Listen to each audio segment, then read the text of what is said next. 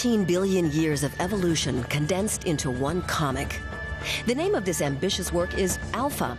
At 350 pages, it contains little text and is instantly understandable. Jens Harder from Berlin spent 4 years working on his graphic novel, which is based on scientific findings. It was first published in France, and now it's also available in Germany. Alpha is the first part of a planned trilogy. Ich finde es wahnsinnig spannend, die Abläufe zu betrachten, wie sich alles verändert über die Jahre. I think it's very exciting to see how things have changed over the millennia. I grew up in a region where the landscape was reconfigured countless times during the Ice Age and because of all the mining done there. These were eras that made me wonder, and I started exploring history to find out more about all these developments. Und versucht herauszufinden, wie das sich alles so entwickelt hat. Jens Harder has joined many other artists at the Erlangen Comic Salon, an important fixture on the German comic art calendar. It's attended by some 350 artists and 25,000 visitors. The event is considered the place to go and check out where the industry is headed. Paul Derouet, who originally comes from France, is in town and recognizes a promising artist when he sees one.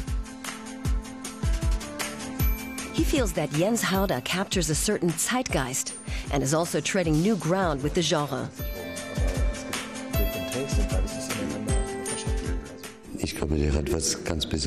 I think he's done something very special, something we've never seen before in the history of comic art. He's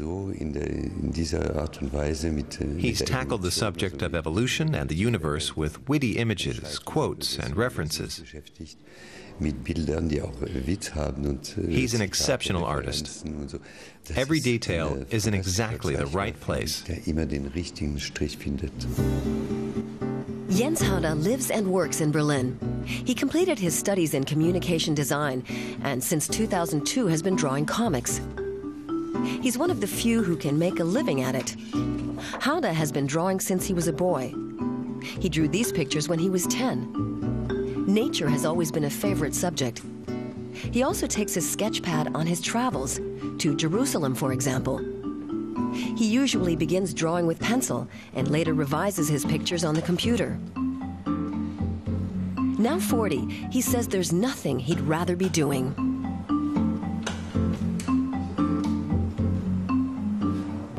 From the first sketch to the completed book, you can play with and produce everything yourself. That's the one point, the practical one. In terms of content, you can work strongly with pictures closely meshed with text. And the whole thing's on paper, which you can read in bed at night. You don't need technology, no gadgets. You can take it with you anywhere. Sophisticated graphic novels like Harder's are in demand, but only among a small readership.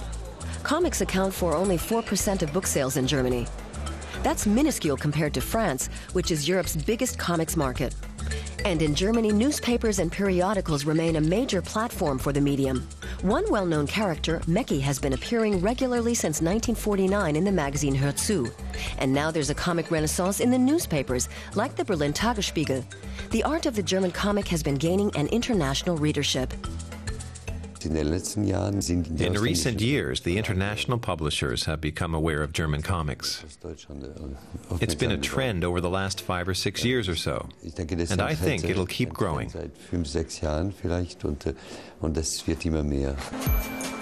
There's only a handful of comics publishers on the German market, so for many artists, the Comic Salon is an opportunity to market their work. Harder is currently published by market leader Carlsen Verlag. We asked if there's something all good comics share. You can do anything. You can make comics without drawings, with just frames and dots. There have been wordless comics too. The spectrum is amazingly broad. But everything should serve the content. Then it's a good comic. Jens Harder has developed his own style and found his own niche for the coming years. In Beta, the second part of the trilogy, he visualizes the passage of the last 4 million years. After that, there's just the future and what it could hold.